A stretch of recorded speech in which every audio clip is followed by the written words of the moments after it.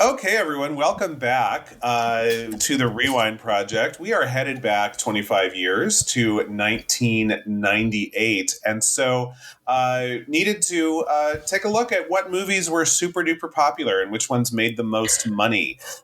We are talking about none of these movies this year, with an asterisk on that, so hold up for that. But first, number 3, Saving Private Ryan. I still have never seen it 25 years later. I feel okay with this decision, honestly. You know, it's a decent movie. It's 2 movies. It's a 20-minute short film about the horrors of war, followed by a roughly 2-hour and change film about a bunch of people going off to save, the titular Private Ryan, played by Matt Damon, who was one of 4 or 5 brothers or something, and all of his siblings have been killed.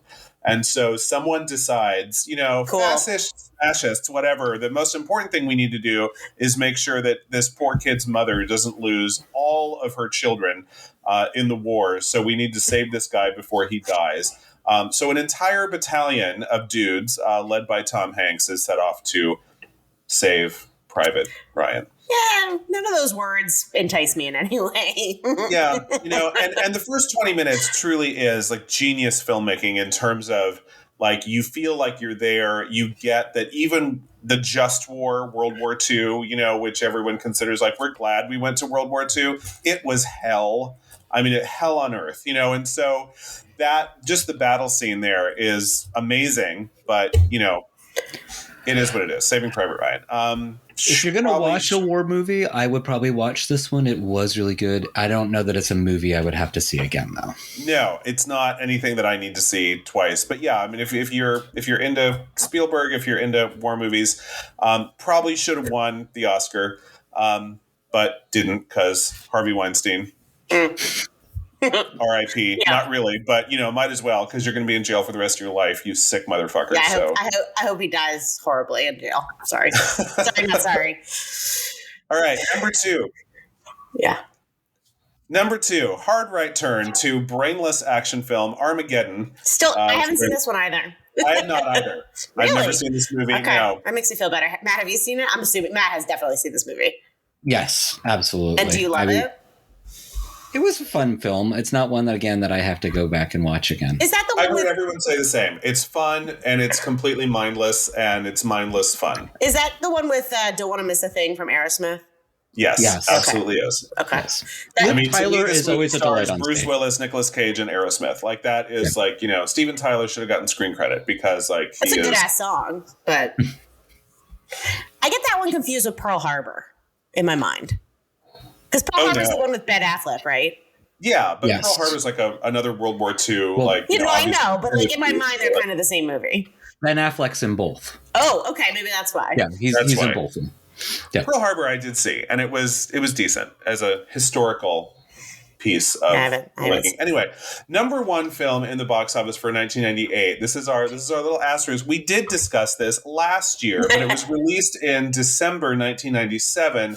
And if you recall, Titanic was in theaters for 6 months. That's so nuts. It would not leave the cinema. And because it was 3 hours long, you could only really have 3 showings a day on one screen, unlike other movies where you can just recycle those audiences. But people were selling out theaters like 4 months into this. It was crazy. And I saw it once and I was like, I don't need to sit in a theater for 3 hours and cross my legs and punish my bladder again. There's nothing like a 3-hour movie where the last hour is something but water sloshing around after you've had the large Coke from the concession stand. It's just not a good. Well, Run P, the app, didn't exist back then. But if you haven't downloaded Run P, it's amazing. It tells you exactly when the boring parts of the movie so you can go to the bathroom. I know I've talked about it here on this podcast before, but I'm telling you, they should sponsor us. Maybe I'll reach out to them. I love them. And and they do it so you can do it in the dark, because I've done it in movies before where I'm like, shit, where's the boring parts coming up? I really have to pee. And I'll look it up, and it's amazing. And it'll tell you, it'll even tell you like how long the boring break is and what happens. So like you're not really ever. Okay, don't do the whole commercial. Let's wait for them to pay us before we do the whole thing. But yes, I mean, if us, catheters.com is out there and it wants to sponsor us too, that's fine. You know, all the urology products. No. Adult diapers, you know, we can run the gamut here. I'm sure that I said this when we talked about Titanic, but I saw Titanic twice. Once in an oversold movie theater where we were like sitting in the aisles where we would not be allowed to do that in 2023. And once in London when I lived in London in 98. So at the Odeon, which is where they have all the London premieres, which is pretty cool. Got to get that London thing in. I didn't even mean to talk about it this time, but gosh, Ellie, have you been to London? I have been to London. Yes, I just came back from there too. It's my favorite city. If somebody wants to sponsor me for a job, call me.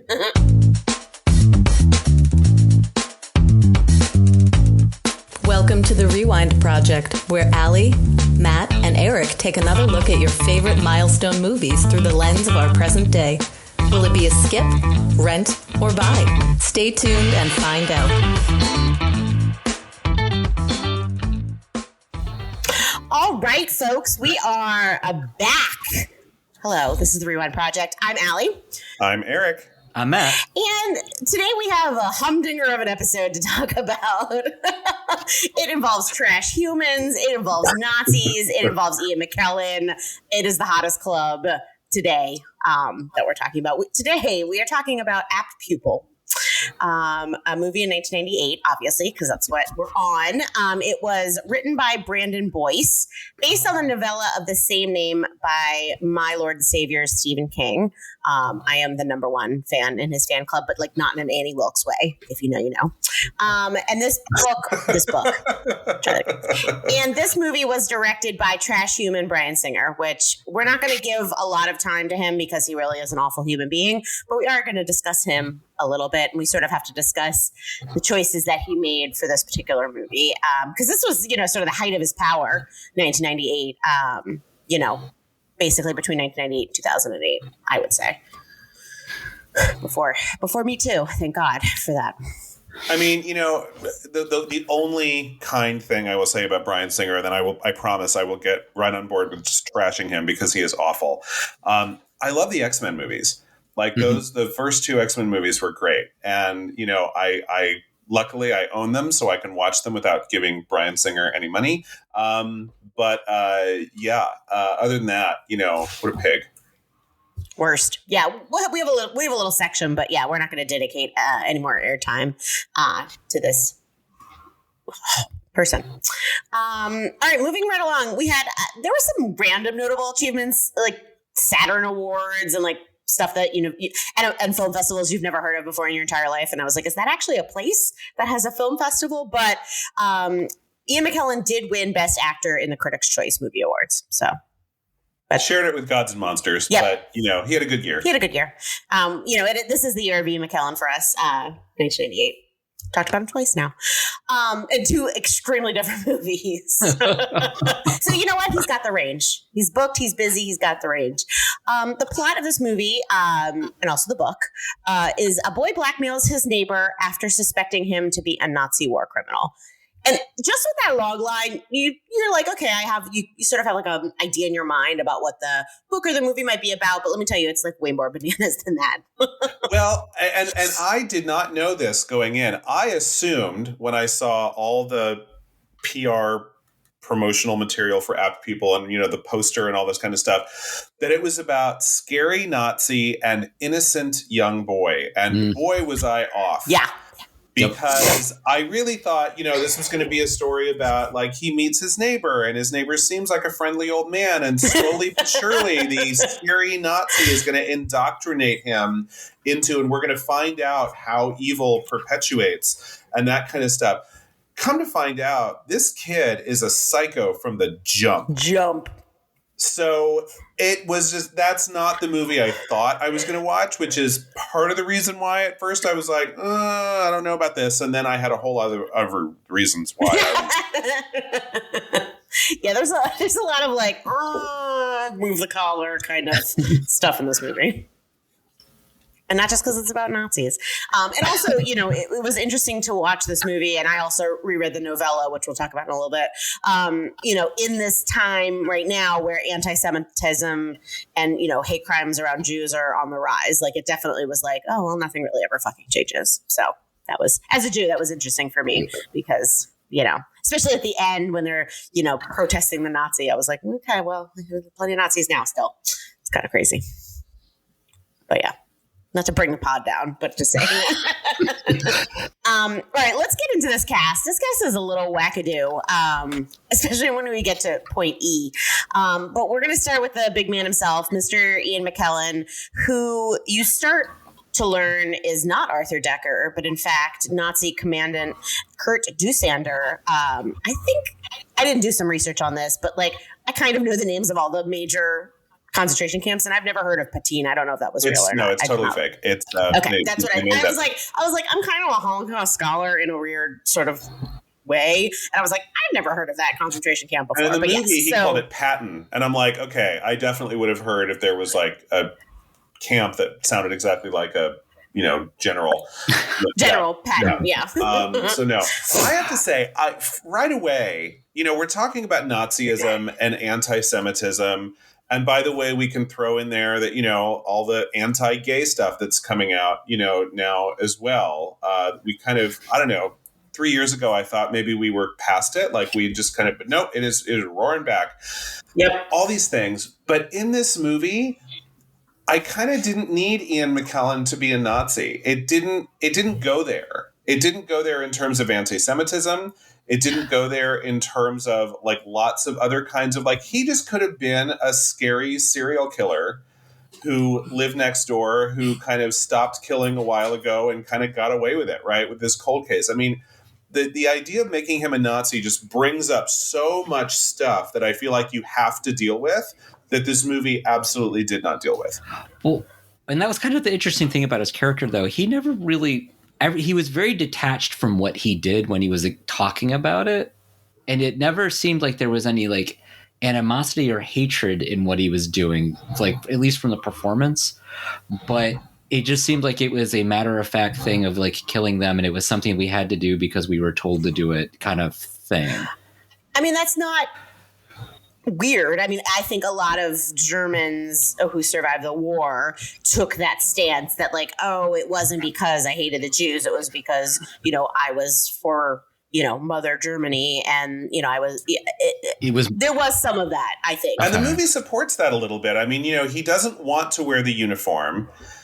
The kid says, you have to wear the uniform because I'll turn you in, blah, blah, blah. He puts the uniform on. He doesn't want to march. He's humiliated by it until something clicks in his head and he turns into this guy who can't stop marching and doing the whole Heil Hitler thing, and then once he finally stops, he's like, it seems like he's just come out of a hypnotic trance or something. I mean, there's a lot of evidence here that he was brainwashed basically as a young person. And maybe, Dusander was not the epitome of evil. He was just someone who was in an evil regime and they worked on him. I was watching this going, this is kind of, I hate to even say this, taken out of context, this could be taken real bad, but it's is it bad that I have more sympathy for the Nazi than I do for the American teenager?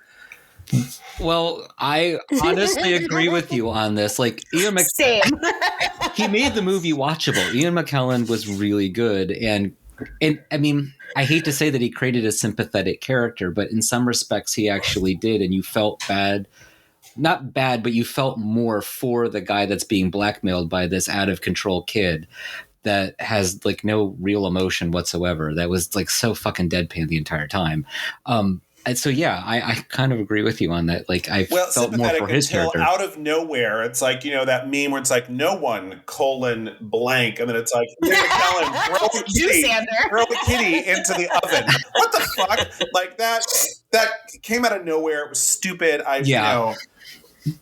Well, in the book, the kitty did not escape. So let's just say that. I don't think you could have. I mean, if the kitty had perished in the oven, first of all, That's just not practical. How the hell do you clean up charred so meat from your and oven? the smell? Yes. Yeah, yeah. Can you imagine like a fully live mammal with all that fur? You know, that first disgusting. So I was, and actually it was a quasi satisfying moment when the cat, like, you know, scratched him and caused him a little bit of pain and then got the fuck out of there through the window. And I'm like, you go, kitty. Yeah. Like, that was actually kind of a good scene, the end of it. But the beginning of it, I was like, this is ridiculous. You just now, you know, years later, you're going to start killing random lost cats that come in. What? Dumb. Well, and the only thing I can think about that is that it's because the seal had already been ripped off. And so now who he was is starting to come back and flood back, which leads to the next scene after that with the homeless guy. It was weird. It was just really weird.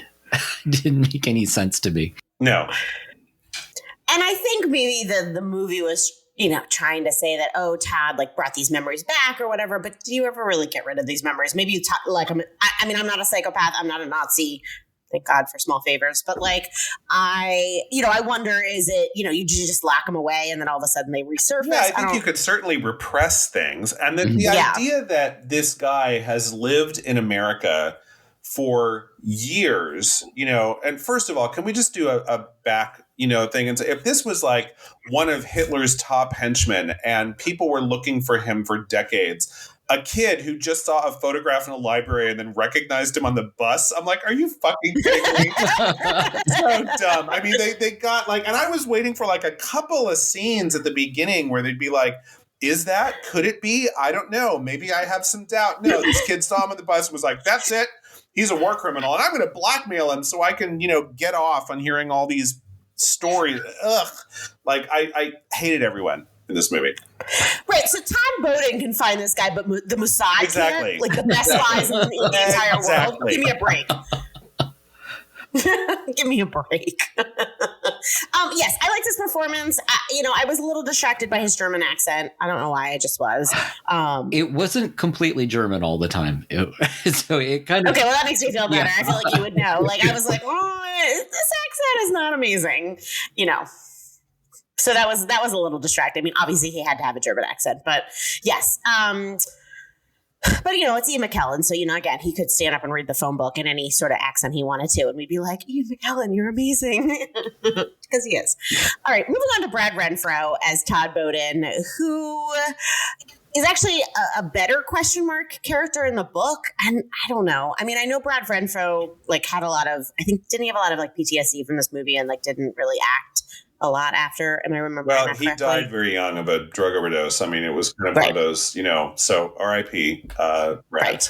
But yeah, I mean, I was distracted by the fact that he was so psycho from the get-go. First of all, you're the valedictorian of your class, right? The very first scene, you just got an A on a paper, and a teacher happens to say, if you want to hear more about the Holocaust, you might try this library across town. Cut to him at the library, ignoring everything else, poring over Holocaust It's a beautiful details. mind. And it's not like, you know, horrific pictures of the victims. It's these, you know, very noble looking portraits of all of Hitler's men, you know, and so he's already kind of identifying with them.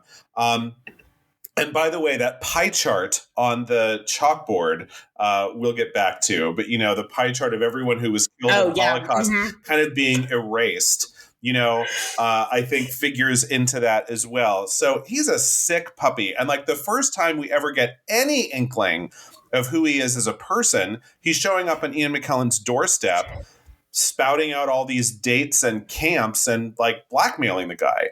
And I'm like, would a teenager really walk into, like, unarmed and alone, walk into a Nazi's house and think you can out evil a fucking Nazi? You do if you think you're the big man on fucking campus and you're, you know, like everybody loves you and your parents think you're, you know, the God's gift to this green earth. And yeah, maybe you're going to have that like teenage boy chutzpah. I suppose. But, you know, and I have to say this movie would have been a lot more interesting to me if they would have leaned into this idea that Ian McKellen really regrets all the things that he did and tried to get out and has just been trying to live a normal life and repressing all these awful memories. And actually the evil one is the kid who's just born evil, just because he's a sociopath. I mean, a little entitled, a little spoiled, a little affluenza, maybe. But, it could have been like the evil one is not the one you think. But they were both fucking evil. And of course, Nazis are evil. So I have no problem with that, really. And again, I was expecting Todd to be more of an innocent who is turned. But no one needed to turn him. He was a creep from the get. Well, and that honestly was the problem for me with the movie is that there was nothing about Todd that was likable from the get-go. No, in the book too. I mean, so like, I would rather be challenged as the audience and feel bad about liking him.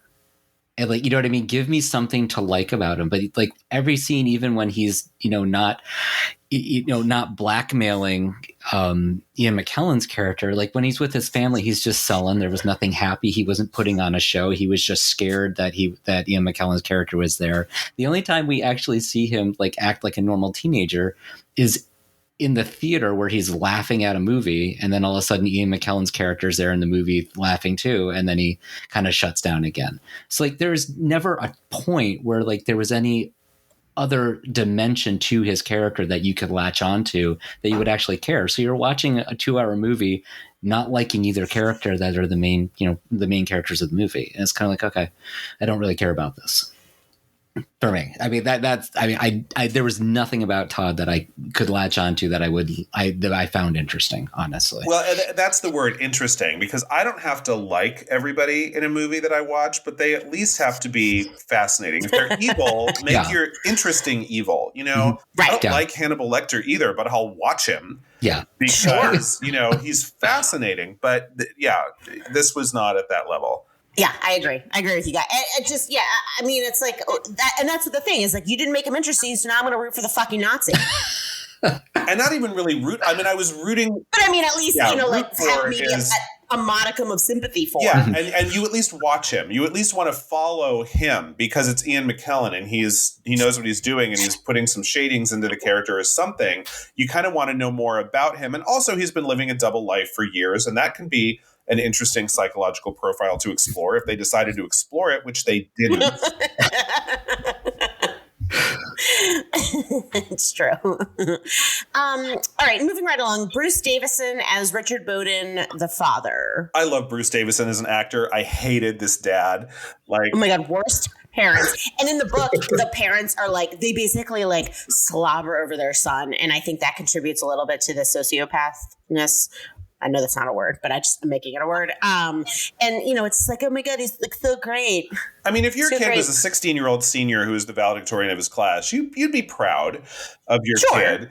And it was interesting. It's like they wanted to meet this old man that he's spending a lot of time with, which that seemed like, okay, that's responsible parenting a little bit. But every time, you got to even just close to the dad, especially the dad. Yeah, it's just like this kid thought he walked on water mostly because his dad confirmed that every time they had a conversation. Well, and I think too, it was set in 1985, and like obviously, like parenting is different now. But I just, the parents really bothered me. Yeah, and I guess only children too. I'm not an only child, so I don't, But I think that sometimes only children can get a little kowtowed too, as an only. But well, I mean. As someone who's dated several only children, I'm just saying.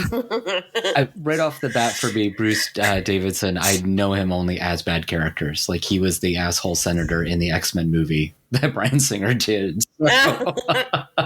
Watch Longtime Companion. First of all, as a gay person, you should watch that movie anyway. Okay. But it's a lovely ensemble piece about the beginnings of the AIDS crisis and kind of how scary it was. In the beginning, and his character in that is lovely. So, I mean, you can see him. He's got range, Bruce Davison. Okay. He's a good actor. But, this guy was a nothing creep. Yeah. Simp. Well, honestly, there's not a lot of characters in this movie that actually have character to them. So it's kind of like they're all very one-dimensional. That's true, too. Moving right along to one-dimensional characters. Elias Koteas as the hobo.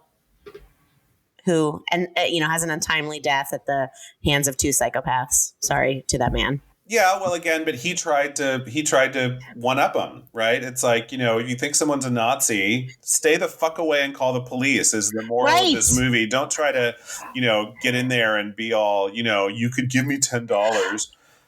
Was he trying to hustle? Like, was he trying to? Okay. I know something about you. Like and a sexual sense. Ian McKellen saw him outside. It's like he saw him in that uniform. No, I know, but like when he got there and he got in the house, like he basically was like he was sex working him, right? Like he was basically like offering his body. I don't think that he was trying to blackmail him as a Nazi. I think he actually thought, oh, well, he's into kinky stuff and was just hustling as a sex worker. I mean, I think out of all the characters, his was actually the most three-dimensional. See, I didn't get the sex work angle at all, but I he was like, you can do whatever you want to me. Yeah, and in the morning, you could give me $10. He was planning to stay the night and do whatever he needed to do. That's why he was letting Ian McKellen's character rub his hands all over his head, and he was he was acting affectionate to it. Oh yeah, he was gonna do it all. Listen, that's why he was wearing all the rainbow colors. That whiskey is real sweet going down. I'll tell you what. I mean, I thought the same thing. I was like, oh, and then it was so interesting. Well, we're gonna get into it, but I thought it was yet another. Bryan Singer. I think he actually thought when he said, "I'm nice a guy like you guys," I think he thought that the boy and Ian McKellen's character were gay, and that's what he was saying. I'm gay too, and I'm a nice guy too, just like the kid. That's what I got out of that.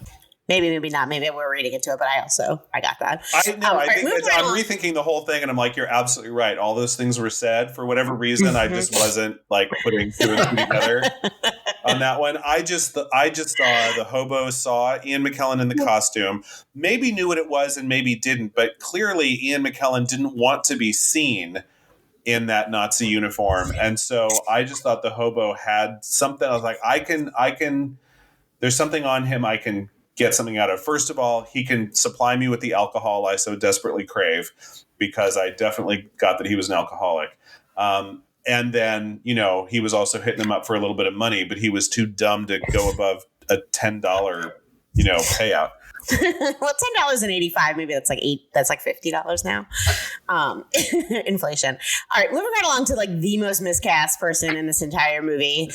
David Schwimmer, height of Friends, and he was right before Friends, right? I'm not a Friends person. I mean, I watched it, but no, I think Friends was a new show. It wasn't a new show, but. So David Schwimmer and his mustache as Edward French, the guidance counselor, who has a pretty pivotal role in the book, but he just was very, I don't know. When I saw that David Schwimmer was listed in the cast list, I was like, who could he be playing? And then when he showed up, I was like, oh boy, yeah, boy, yeah, no. See, I think that's a thing where Friends kind of ruined him. It's kind of like that old thing where Ed O'Neill, who played Bundy in Married with Children, he was the jury foreman in A Few Good Men, and they cut him out of the movie because every time they cut to him, the audience would start laughing. And apparently he was fine, but it's like all they could see was Al Bundy, And I think it's the same kind of thing with David Schwimmer. All you can see now is Ross. But apparently, a little bit of trivia that I read on this, Bryan Singer saw him in a play in L.A. that was a very dramatic role, and he kind of thought, oh, like he's a good actor. I'll find something for him the next time, because he had seen him before the world just knew him as Ross. I thought he was fine. I thought the mustache was a little too on the nose, like it is 1984. But welcome back, Miss Takata. I mean, I think his kind of loser-esque energy that we get from Friends worked here too. Like he was this hapless guidance counselor that was just trying to make the best of things. Thought he was doing this kid. Thought he was helping out. I don't know if there was actually any sexual tension there or not. I don't know. No, it's not. I mean, clearly at the end, it was just like, this is everything that Todd had learned from his Nazi friend about how to bribe and humiliate people. To me, it was like the whole point was, no, there was no pedophile energy whatsoever, but I'm going to tell the world you were a pedophile unless you leave me the fuck alone. And Schwimmer's just like, what the hell am I, oh my God, like he's just shocked. Well, and he knew that he was out of his depth. There was no way he was going to win against this kid. And the kid is a psycho. This kid is a fucking psycho. And which would have been a lot more interesting if he wasn't a psycho at the beginning. But he was. I mean, I can't even see that he got more evil because he met the Nazi. He just got better tactics. We never spend any time with him when he's not. That's the thing. Like the way the story is written, they just jump right into it. So they never built him as a character. And it's very bad.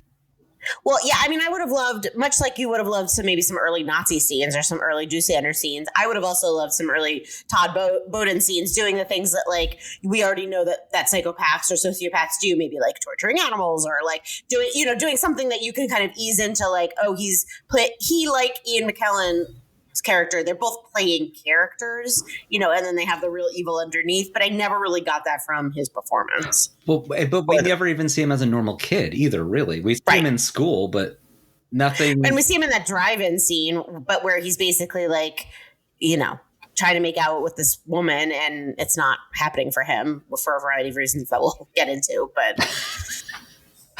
Yeah, we can. Yeah. Sometimes you just got to go for it. Sometimes you just got to go for it. Just go for the blowjob. Like, I was like, well, I didn't do any of that in high school, but okay. A couple of honorable mentions. Monica Bowden, Todd's mother, played by Queen Anne Dowd, who a lot of you know from lots of different things, but currently probably Handmaid's Tale as the awesome and evil Aunt Lydia. Okay. Yeah, it was nice to see a young Anne Dowd. Yeah, she looked completely different. She doesn't have that kind of, her look has changed dramatically. So weird to see her as a blonde. I know. And then I just thought, Anne Dowd, she'll bring something to this, but such an underwritten character. I mean, it was just kind of barely there. But again, we didn't know what a Queen Anne Dowd was at the time. Correct. She would find her way. And then Joshua Jackson, who is listed as Joey, but on my closed captioning was just listed as Todd's friend, who from a variety of things, Pacey, and he was Pacey in Dawson's Creek at this point, and a variety of other things, and basically just being really super hot. Also, I would also throw in an honorable mention because it's always nice to see him in a movie. Joe Morton as one of the cops who goes down to the basement. He was in this as well, and I was like, because at first I was like looking at the cast list, and the cast list on the IMDb where I do my research just listed. It was all in order of appearance, and actually it was Brad Renfro, Ian McKellen, and then a whole bunch of people I'd never heard of, and I'm like, oh, there's not much of a cast here. And then when I was watching the movie, I was like, oh my God, like people just kept on popping up, and it was like, Joe Morton, I love him.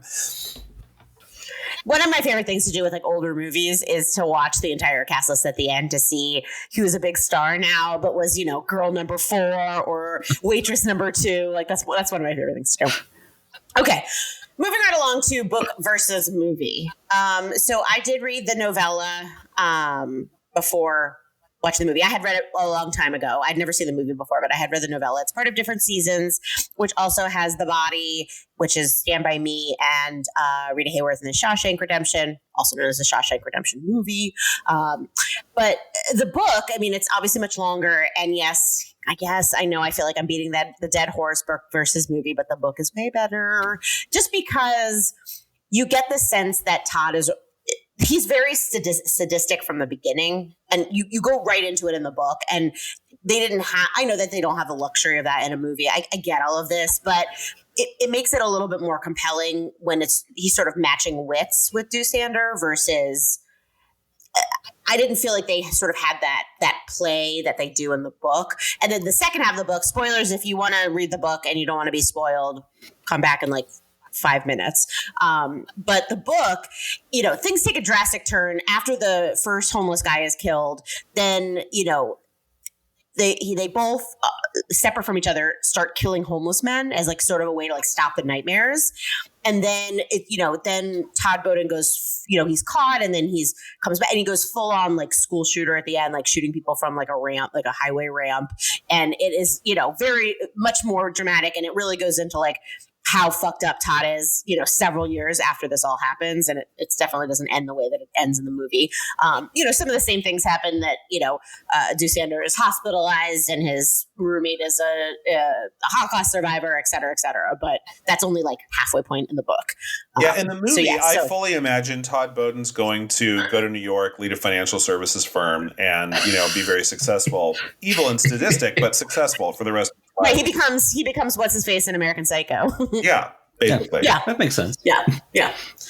Maybe not even killing everybody. I mean, he didn't he killed the homeless guy because he didn't really have to, but he was locked in a basement with this guy that he thought was going to, I think he kind of enjoyed it. It was ambiguous, but you kind of got the idea that Ian McKellen made him kill somebody, put him in a situation where he thought, it was dangerous. And all he knew is that this Nazi had locked him in a basement with this guy who looked bloody and scary. So it was okay, and then the whole, how did it feel thing? It was haha, and I'm getting my revenge on you. How do you like it to get questioned like this? Blah, blah, blah. Which again made me go back to, does he regret being a Nazi? Does he not? Why did he try to kill the kitty? Why did he try to kill the homeless guy? Are you, it made no sense. It was not a very clear characterization at all. But I never got the idea that Todd in the movie was any kind of serial killer. No. Right. And I think that, when you're reading a book, you're more privy to the inner thoughts of the characters. Sure. And so when you're reading the book, you really see that Todd Bowden is real fucked up, from the jump, and really gets his rocks off. And, I read the plot synopsis on Wikipedia because I'm erudite and I'm a reader, people. But one of the things, when he couldn't get it up with the girlfriend, there's this whole thing about, it's because she's Jewish. The novel actually kind of went there in terms of the anti-Semitism. And were there any Jewish characters in this movie? No, and I meant to say this before. Thank you for reminding me. I do sort of wish that maybe even Todd Bowden could have been Jewish, and then that would have, I think, been a little bit more of an interesting ride. The self-hatred kind of turned outward, maybe, kind of a thing, right? Or discovered that maybe his grandfather was Jewish and was a Holocaust survivor, but they hid it. He became Catholic to survive, and he didn't know about it. Something like that. It would have been more interesting than what we got, which was basically hi, Todd Bowden is a psycho. Let's follow him to the Nazi's house. It was okay. Yeah. He just had no conscience. I don't think he was actively looking to kill people. Yeah, he's a sociopath. Yeah. It starts with pigeons and then it escalates.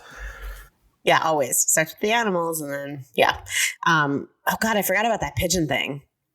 It was really right weird. After the kitty thing. So it was these two are the same. Got it, Bryan. Thank you.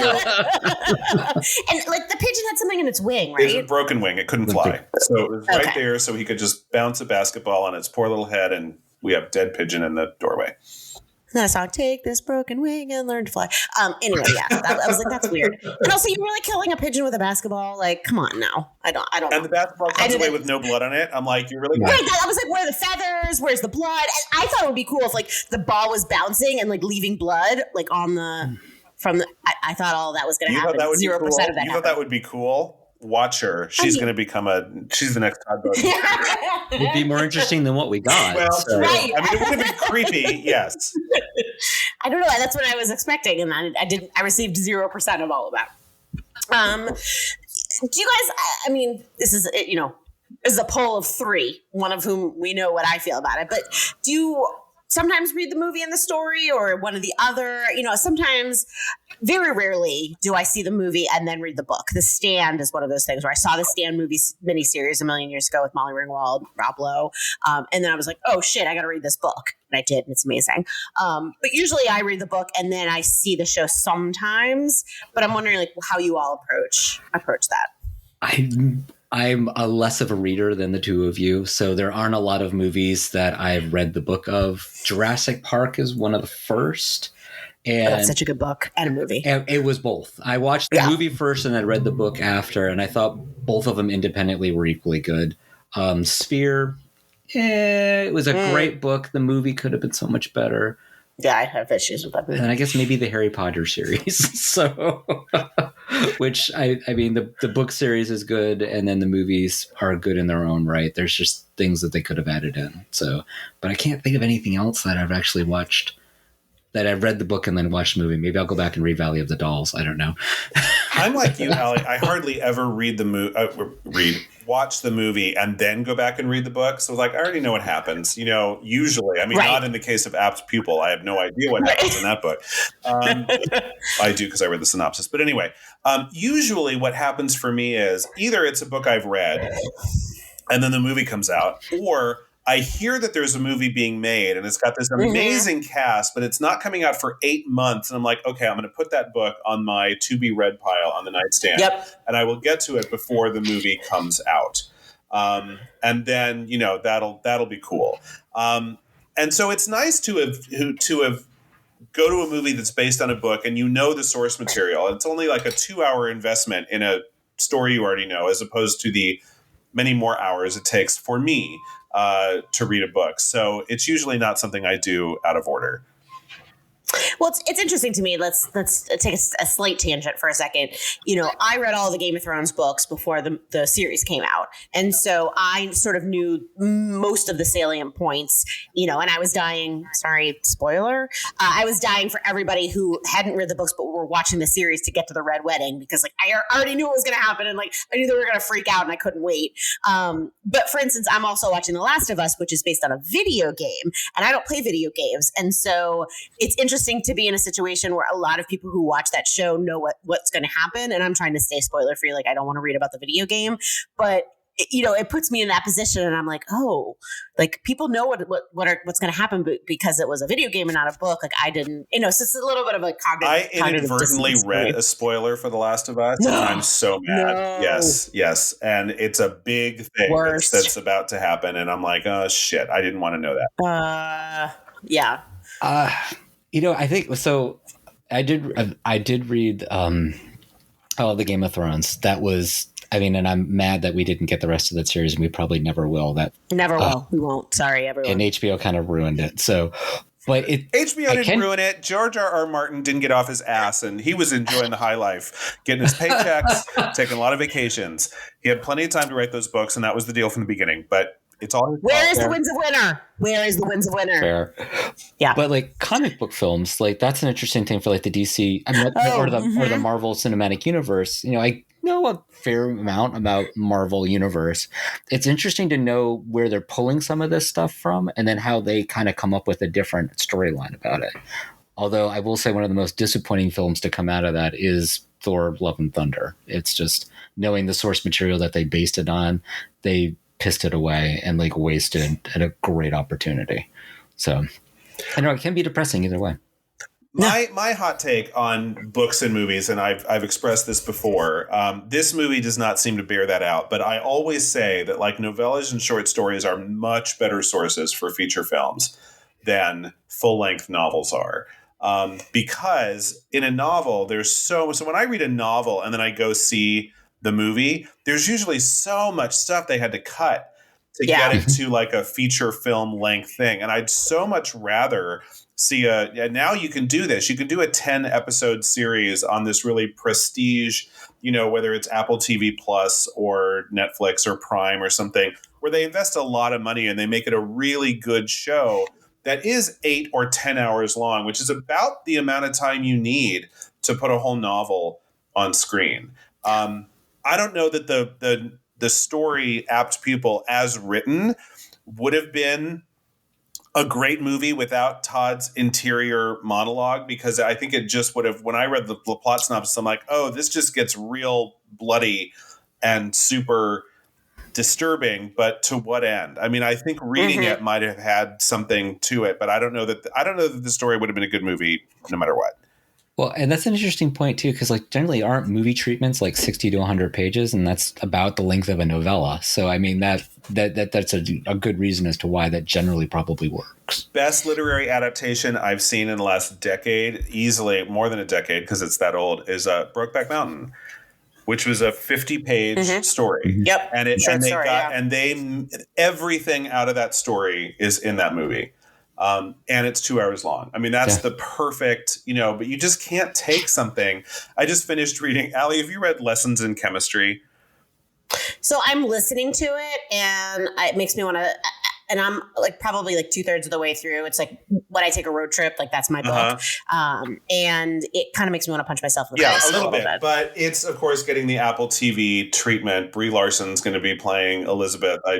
So it's going to be, but it's doing it, I loved Lessons in Chemistry, even though there's so much wrong with it. There's so many things I could nitpick, but I did find that every time I got in the car, it's like, oh, good, I get to listen to this book again because it made me smile. So, I mean, it's whimsical. It's fun. There's a genius dog. I'm told. Yeah, I'm not really having a lot of fun with it. At this point, I'm kind of slugging through. Hoping the last third is really where it comes alive. Well, that segues right into my next question, which is, sort of a comparison of this to Stephen King adaptations have run the gamut between amazing, absolutely fucking amazing, Misery, Shawshank Redemption, you name it, to really super trash. The most recent Stan series, not great. So I think that this compares a little bit more on the trash side than on the good side of a Stephen King adaptation. I would agree. I mean, Misery, Shawshank Redemption, The Green Mile. Green Mile, really yeah. Because I actually, believe it or not, I liked Green Mile, the series, better than Green Mile, the serial novels. I didn't like those as much. And, The Mist, that came out probably about 10 years ago. Not the TV series, but the movie. I thought that was a really good movie. Really scary, fucking scary the entire time. Well, that story is scary. But yeah, I feel like this is probably on the lower end, this particular one. Yeah, I mean, I think when you learn that Apt Pupil was published right alongside The Body, which became Stand By Me and The Shawshank Redemption, of the three, this one clearly is at the. But it's interesting that those other two, people are always surprised that they come from Stephen King because they're not scary, they're not monsters, they're not, they're just these very kind of human stories, and this one felt more Stephen King-y. Because it's about just purely evil people. It was a little bit more in line with The Shining or Carrie or some of those other things that we tend to associate with Stephen King. But I mean, compared to Stand By Me and The Shawshank Redemption, this one is way down the list. Yeah. I've actually never seen Stand By Me. Either have I. Oh, it's a great movie. Oh, I know. So it is a real hole in my 80s childhood for sure. So good. The last 5 minutes are brutal, but so good. Matt, maybe we'll watch it. We can watch it together. We'll watch it in tandem. Oh, yeah, we should do that. Yeah. Okay, so we're going to talk a little bit about the isms. A lot of isms in this book. First off, the homoeroticism. In the source material, it was not really like that. Do we think that was because Bryan Singer is the worst? So I never got over homoeroticism. I'll be honest. When I was watching this, I just didn't I know what scenes you guys are talking about, and I actually think that the bed scene with him sweating in bed was probably more overt than the shower scene. That was very male gazy. The whole long lingering camera up the minor actor's body. Yeah. Gross.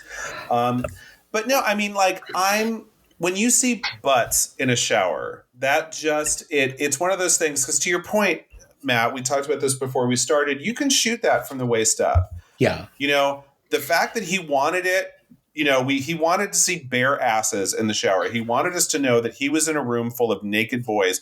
And even the shirts versus skins basketball game, most high schools don't do that.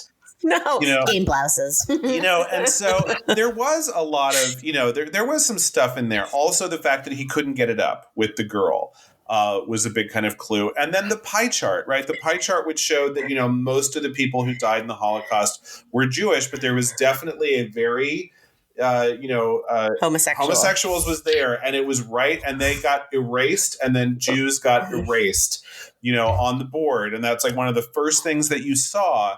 And you could easily, I think the movie never underlined it, never confirmed anything, but I think they definitely left it open for interpretation that Todd is a self-hating closet case who wants to eradicate his own homosexuality, and that's why he's so drawn to this whole Nazi thing, because this is not the person he wants to be. I'm not going to say that that's absolutely what the filmmakers intended, but they certainly put enough hints in there that could be a viable interpretation. I guess maybe I didn't see him as enough of a character to actually give him that much credit. So, I mean, because like seeing the homosexuality on the chalkboard, well, that's just kind of factual. So, I mean, I just kind of like they're in class talking about this entire thing. So yeah, but you could have sense. A million things on the chalkboard. You didn't have to have, here's all the people who, I mean, there could have been facts, there could have been dates, there could have been a list of camps. I mean, it could have been a million things, but they chose to have a pie chart with the word homosexuals on it. That was a choice. It was a choice. I mean, I guess I just didn't. To me, I just didn't read that way. I didn't. Even in the shower scene with the kids, like although I felt that was awkward and uncomfortable, and we'll talk about additional reasons why that actually is later. You're right. Like they could have just filmed that from the waist up. Nobody would have been the wiser. I mean, even the ending part of that, with his character, it's not like they show a full frontal like how they did in Carrie, which was just like god awful. I mean, it's such an awkward scene, and it's almost hard to watch. Thankfully they didn't do that here, but they couldn't legally because Brad Renfro was under the age of 18, which again, men are trash. Bryan Singer. But it also just proves that you didn't need to, because they implied it enough, even, with the way that they shot the scene. Mm-hmm. Like they implied it. So I don't know that they needed to. So again, I think Matt, if that was a choice. That was him bringing a little bit of, he's in a steamy room with a bunch of naked young boys. And I think we all know how Bryan Singer feels about steamy rooms full of naked young boys. So I think he was trying to bring that to his audience. I mean, he was pushing our buttons. Let me ask you this. If this movie had been directed by Martin Scorsese and he had done the same scene, would you think the same thing? Yes. Because he showed bare ass. Okay. Like that's a choice. That's a choice that you make, because you can shoot the scene a number of ways. And when you decide to make that choice, you're putting it in the movie and you're making us go to, because I just remember how awkward I felt in public showers in high school. Like, and how I didn't want anyone to see my body. And because I was a young closet case, I didn't want anyone to catch me checking out all the peen in the shower. So I looked at the ceiling the entire time, because I didn't want my eyes to go someplace they shouldn't have gone. And I felt like that would out my secret like right away. So as a gay person watching that, whether it was Scorsese or whether it was Bryan Singer, I would have the exact same, like all the same memories would flood back. And yeah, I mean, I think that, and maybe it's just something where it was a little nod to the gay audience, because that's the kind of thing that tends to get triggered when you have a bunch of naked kids in a shower. It was funny. I had the same experience, and I remember the awkwardness. I just never attributed it to homoeroticism. I don't know. I just felt I think every kid, now that I look at it, like just most kids just found showering with other people like that just really, really awkward. Like, well, but then did you ever have fantasies about like starving Holocaust victims in the quote unquote showers next to you? See, I didn't read it as a fantasy. I read it as like he was having a hard time controlling all of these things. Like even in bed, I didn't get the sense that he was having fantasies. I had the sense that he was having nightmares, and he was like, and he couldn't control now his obsession that he had been been searching for all this information and these stories and stuff. And like, now that he's fed on it, he can't stop it inside his mind.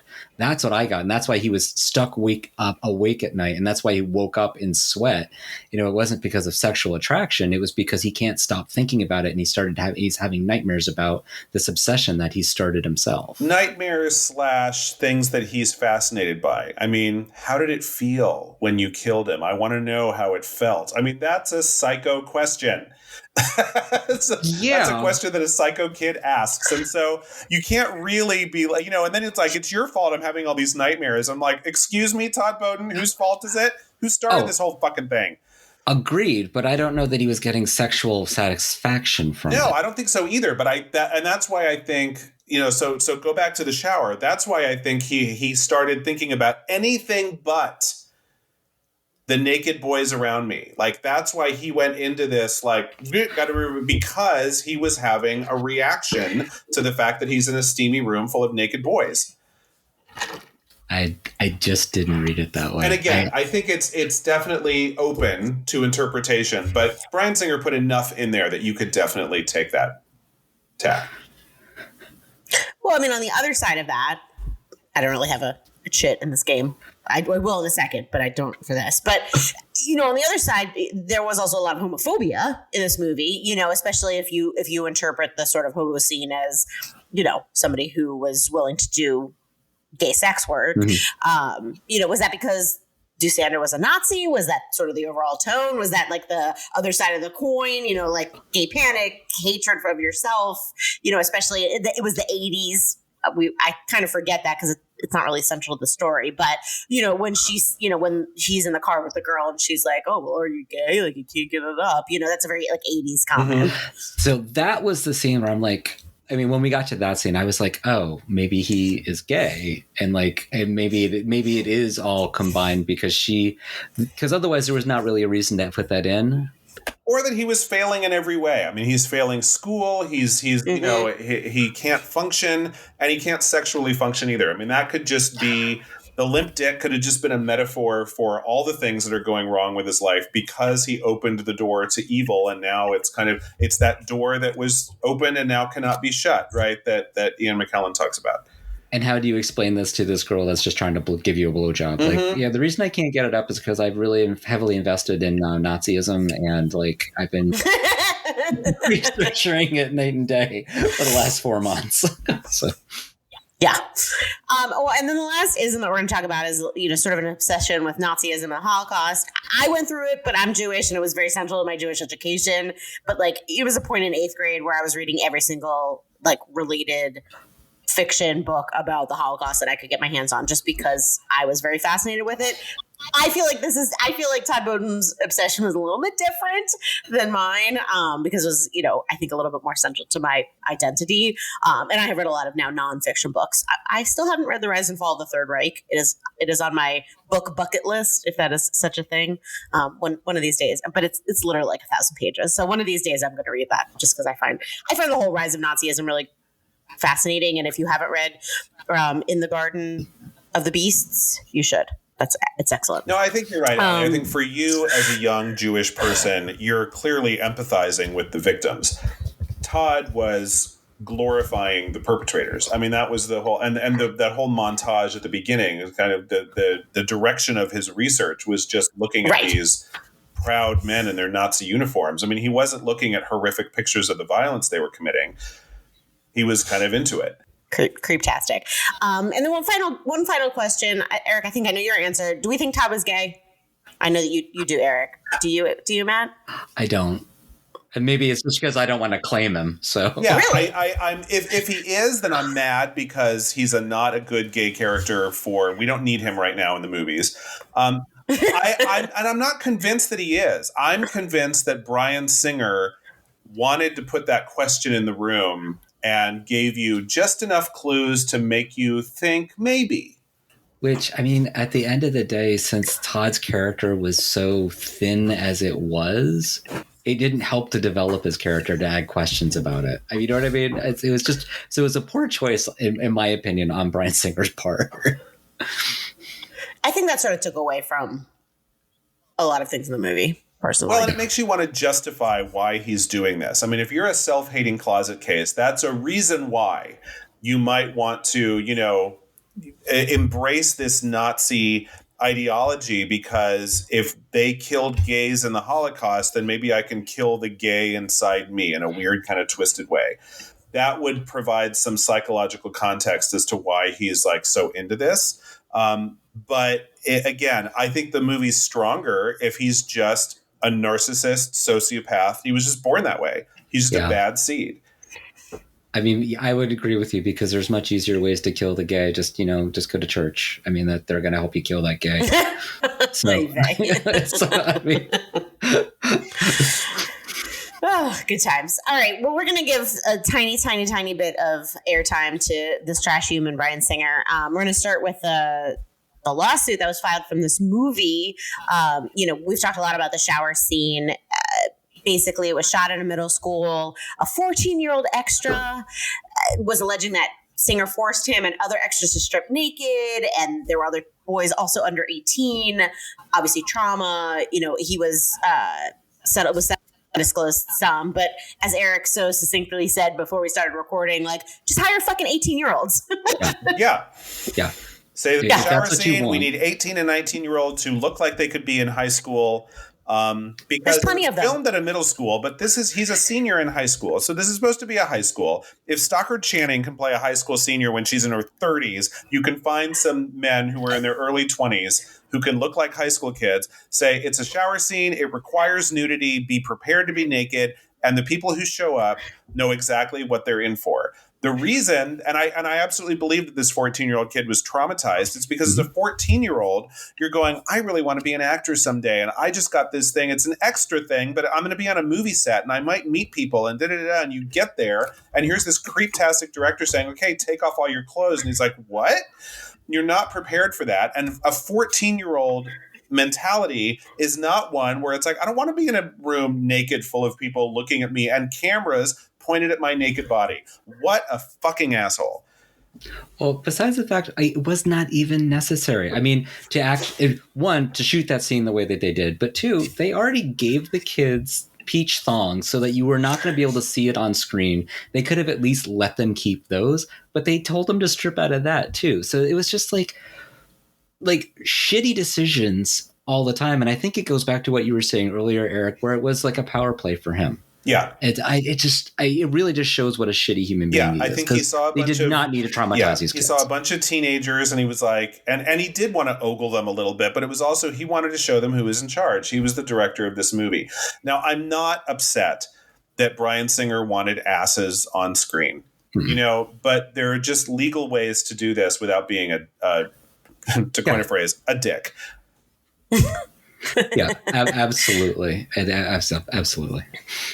And I mean, this is really just the sort of the tip of the iceberg for him. Lots of other sexual assault, rape allegations, moving forward. And, finally around 19 it was, he was finally canceled, hopefully forever and ever. Well, I just love what Jennifer Lawrence said about him recently. She was doing something like a Women in Hollywood roundtable or something. And they were talking about this pervasive notion that women are just too emotional, right? And she just shot back with, of course, she did some of the later X-Men movies. She played the younger version of Mystique. And she just said, oh, please, I've worked with Bryan Singer.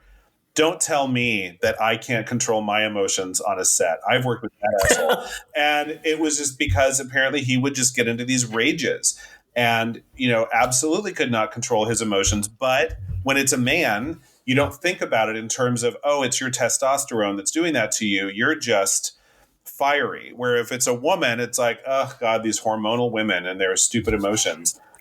So kudos to you, Jennifer Lawrence. That was an awesome moment. Yeah.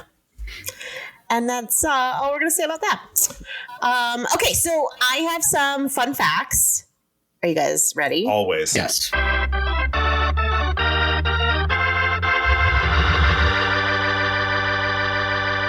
Okay, so there were not a lot of fun facts with the movie because it's not really fun, but I found a lot of great fun book facts. So we're going to do a little bit of different book facts. And this is maybe exciting only to me as a Stephen King nerd, but hopefully there are some Stephen King nerds in our audience. So they will also be I love when Stephen King sort of ties his movies together or, sets them in a place where other books take place. And it's like the Stephen King cinematic universe.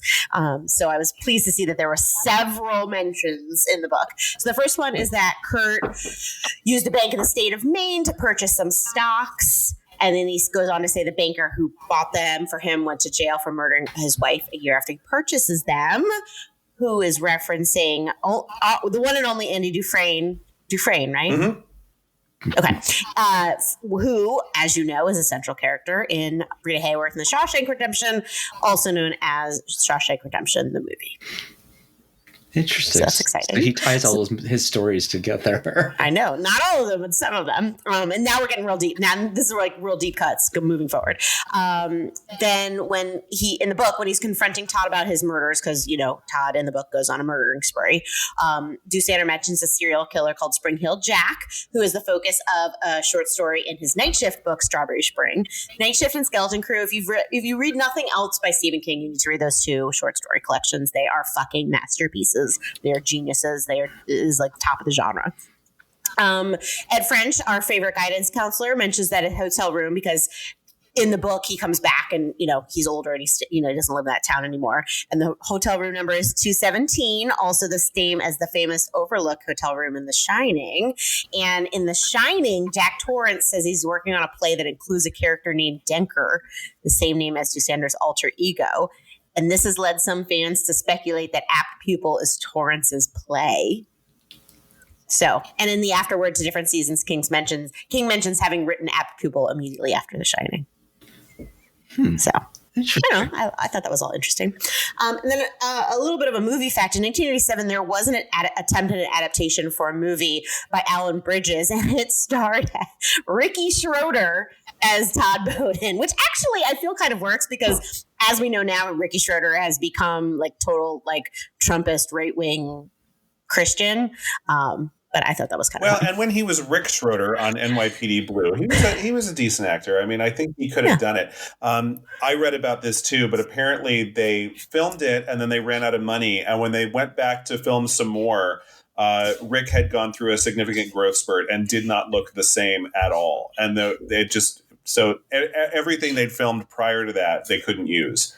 So they were going to have to shoot the whole movie again, either with him or a different actor, and they didn't have enough money to do it. So it all just fell apart. Oh, wow. Yeah. So here we are. Here we are talking about this movie. Okay. It's game time. Y'all ready? Let's do it.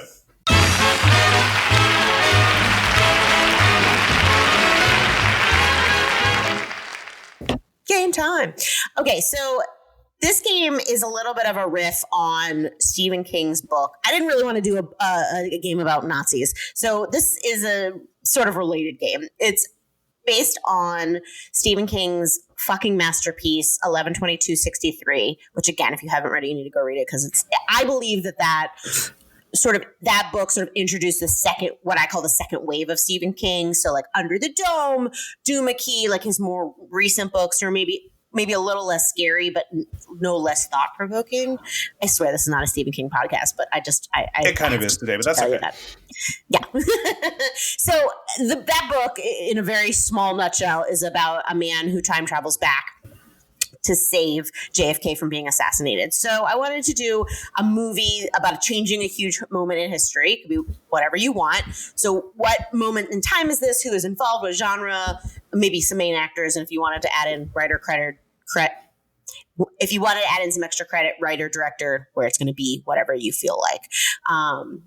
So I am known for my complicated games. I tried very hard not to make this one super complicated, but here we are talking about it. So, Eric, I'm going to kick off with you. Okay. So when I saw this game, I was like, all right, so either we're gonna save someone from being killed, or we're gonna kill somebody really evil, because that's why you would want to change history, right? And then I thought, but what if you had different motivations for wanting to change history? And you know how much of a movie buff I am. You know how much of an Oscar buff I am. And all of a sudden I got this crazy idea that if you could convince a bunch of actors to play themselves in a jokey kind of way, and I'm kind of thinking along the lines of The Unbearable Weight of Massive Talent, the recent, Nicolas Cage movie where he plays himself. And I was like, I'd have to get her in a really good mood, but I would want to approach Amy Adams, famously nominated for 6 Oscars and has never won, that she wants to go back in time and change the Oscar race for herself so that she would actually have won the Best Actress Oscar for American Hustle. That year, she was up against Cate Blanchett, Judi Dench, Meryl Streep, and Sandra Bullock. And I would have them all come back and play themselves. And she goes back in time to plant awful, scandalous stories about all 4 of them so that the Academy will hate them and she will be the only person left and she will glide to the stage and accept her Oscar for American Hustle. This would have to be directed by Taika Waititi, because who else? Just this powerhouse number of actresses. And of course, Kate, Judy, Meryl, and Sandra would all be playing these scenes where these awful stories are written about them in the tabloids and they have no idea what's going on. But then, of course, they all realize that it's coming from the evil Amy Adams. And so they all band together to take her down. And it would just be silly and campy and fun. And just, I think that if you got these 5 actresses in a mood to poke a little fun at themselves and the industry, I think it could be a really fucking good time. I love that. I think it's hilarious. I want to see it immediately. Though I think Amy Adams should have won her Oscar for Arrival, but I agree. But this was the best roster of nominees that I thought would be, Fair point. Okay, Matt, what you got for us? Okay, so I originally didn't realize what that story was, and then I realized what it was. So I'd already done an JFK one, but I'm not going to do that. I'm going to go back instead.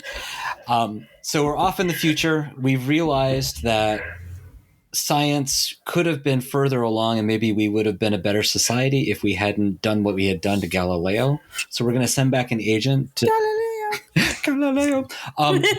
We're going to change the politics. So we're going to send back agents to actually help manipulate the Pope at that time to actually not treat Galileo and cancel him the way that they did, so that science actually progresses faster than it probably than it did. So my Galileo is going to be Oscar Isaac. So hot.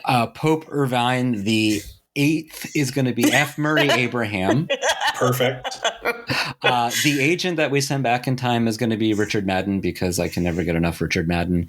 And then I'm going to have Greta Gerwig actually direct this, because I think it'd be a kind of a cool sci-fi period piece. And I think she'd actually could do really well with it. Okay. I don't really know very much about what happened to Galileo, so.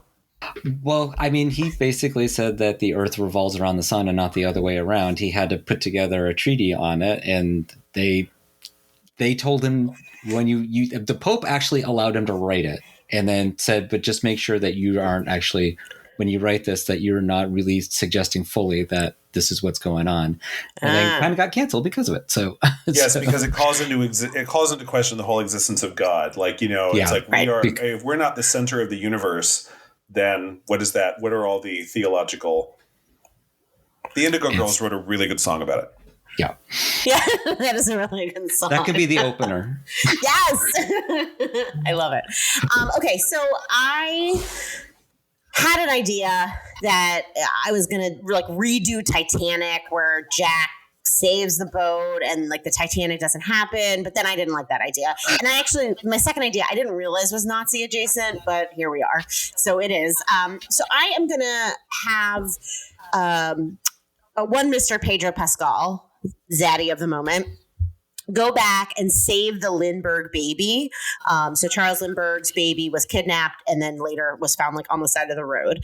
And I don't know if a lot of people know this. I do, because I'm a nerd. But Charles Lindbergh was then became a real fascist in later time and gave money to the Nazis and was in cahoots with Joe Kennedy, who was also suspected of being Nazis. And, so I wonder if maybe his baby hadn't been kidnapped and murdered, maybe that he would he would become a different person. So Pedro Pascal is my secret agent who goes back to kill Bruno Hauptmann, who's going to be played by Channing Tatum. And if you look up Bruno Hauptmann on Wikipedia, Channing Tatum looks exactly like him.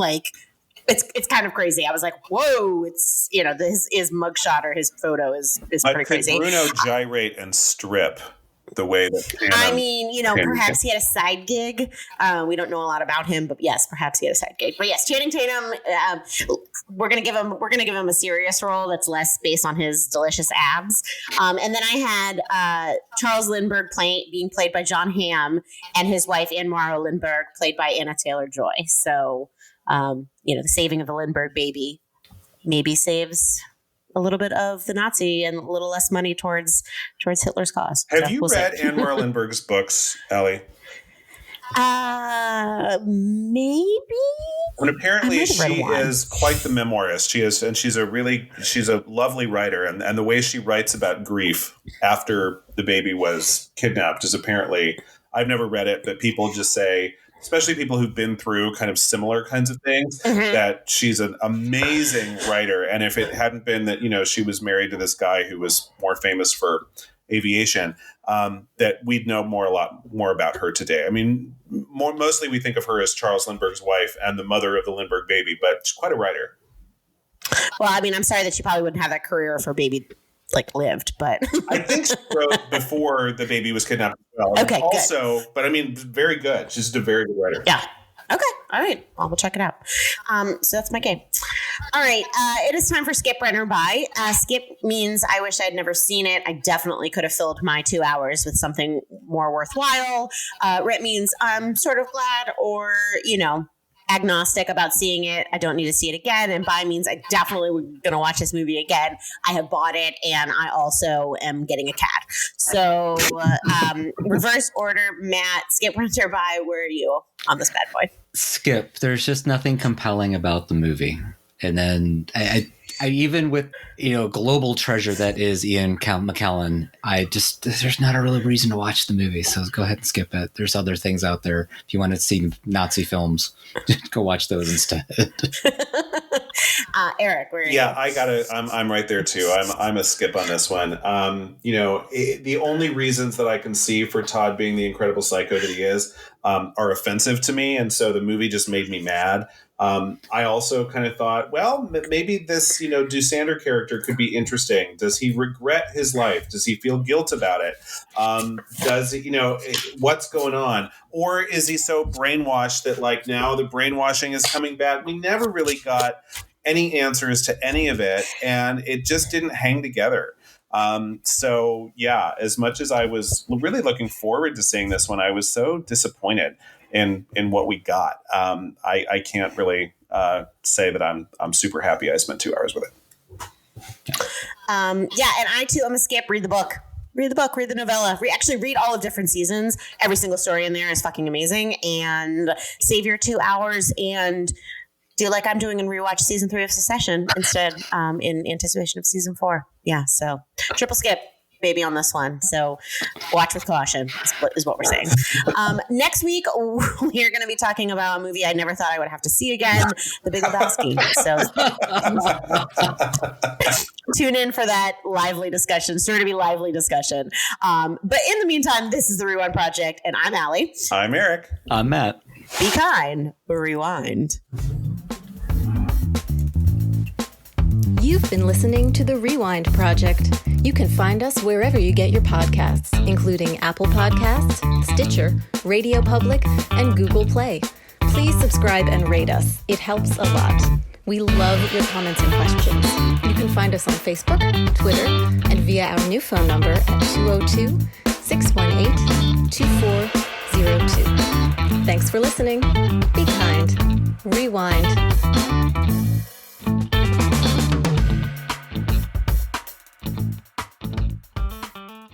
I got very confused. All right, we're gonna strike I'll cut that out. Don't worry. All of it, please do.